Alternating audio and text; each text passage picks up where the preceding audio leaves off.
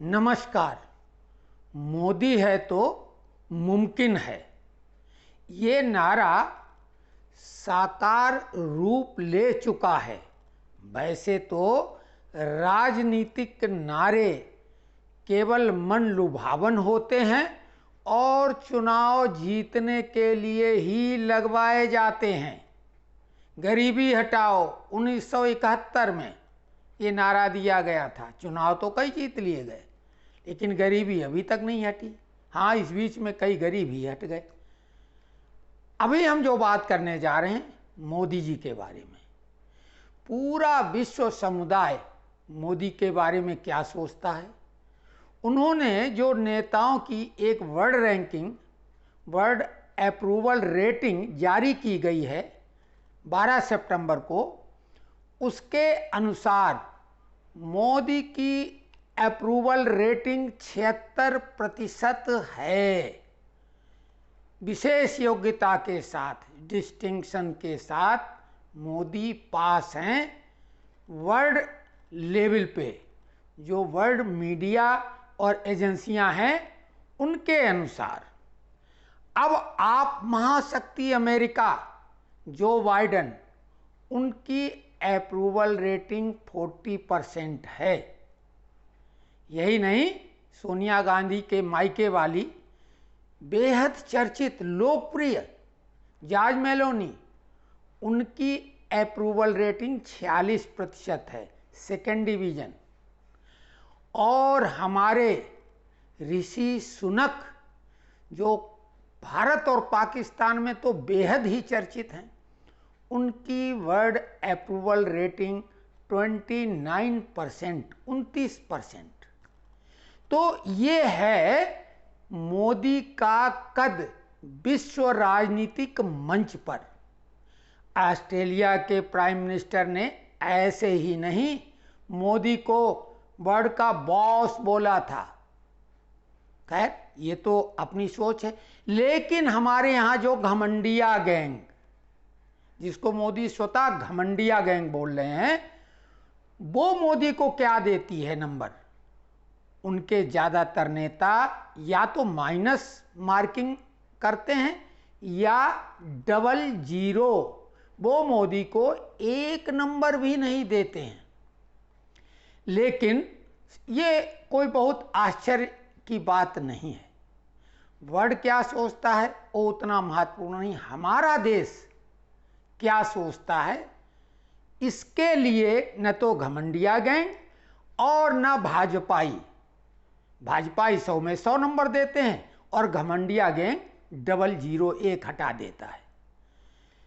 लेकिन अभी उड़ीसा के मुख्यमंत्री नवीन पटनायक जो थर्ड अंपायर की भूमिका में हैं, कहने को वो विपक्ष में ही हैं, लेकिन घमंडिया गैंग का हिस्सा भी नहीं है और न एनडीए के, तटस्थ भूमिका में है, यानी थर्ड अंपायर जो हर चीज को बार बार रिव्यू करके बारीक नज़र से देखते हैं। क्यों? उनके लिए तो दोनों लोग वेलकम करने को तैयार हैं। तो वो उनकी नज़र क्या है? उन्होंने मोदी को 10 में से 8 नंबर दिए हैं, यानी 80%। वर्ल्ड रैंकिंग से भी +4%। तो ये वास्तविक मोदी की रैंकिंग है, क्योंकि वो बेहद नजदीक से मोदी को देख रहे हैं, समझ रहे हैं, और चुपचाप अपना कार्य करने में लगे रहते हैं। वो फालतू की राजनीति नहीं करते हैं। उड़ीसा बेहद गरीब राज्यों में आता है। बिहार और उड़ीसा में हमेशा नंबर 1 और नंबर 2 पे गरीबी में रहने की होड़ रही है। लेकिन बिहार तो अब घोर जंगल राज बन गया है, तो उसकी कोई रैंकिंग वैंकिंग तो छोड़ दो। जैसे घमंडिया गैंग वाले हैं तो उसकी तो अब 0 रैंकिंग हो चुकी है। और उड़ीसा की जहाँ तक बात है, उड़ीसा ने पहले से बहुत बेहतर अपने में सुधार किया है। और महामहिम राष्ट्रपति जी भी वहीं की हैं। तो मोदी के बारे में ये राय केवल नवीन पटनायक जी की नहीं है। हम तो ये बात शुरू से कहते हैं तटस्थ भाव से, क्योंकि हम किसी भी पार्टी के सदस्य नहीं हैं। इस नाते ऐसी सरकार, हम 73 से राजनीति में पूरी तरीके से रुचि रखते हैं, समझने की कोशिश करते रहे हैं। हालांकि राजनीति को कोई नहीं समझ सकता पूरी तरह से। तो मोदी जैसा कल्पनातीत, सपने में भले ऐसा सोचा गया हो, ऐसा नेता कहाँ मिलेगा जो बिना छुट्टी लिए, जब से वो मुख्यमंत्री बने, वो भी सीधे, विधायक भी नहीं थे, सीधे मुख्यमंत्री बने, उसके बाद विधायक बने।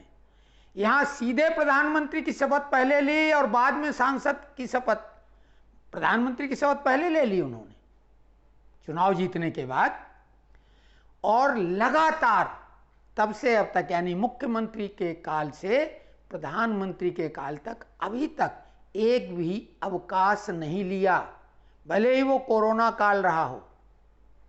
तो ये है मोदी, और मोदी है मुमकिन है ये तो लोग कहते हैं, लेकिन हमारा बारंबार ये कहना रहा है कि मनुज नहीं अवतार है, देश का तारनहार है।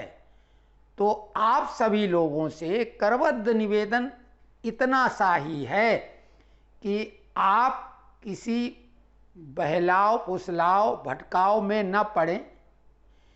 घमंडिया गैंग, टुकड़े टुकड़े गैंग, विदेशी एजेंसियां, देश के दुश्मन अंदर बाहर के मिलके आपको बरगलाएंगे, वोट लेने के लिए भड़काएंगे भाजपा के विरुद्ध, एनडीए के विरुद्ध।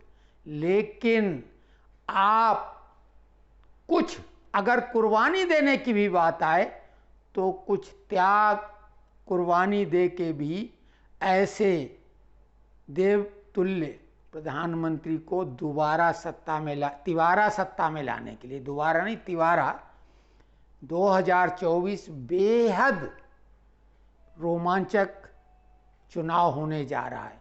तो आपसे यही निवेदन है और हम अपनी वाणी को विराम देते हैं। धन्यवाद।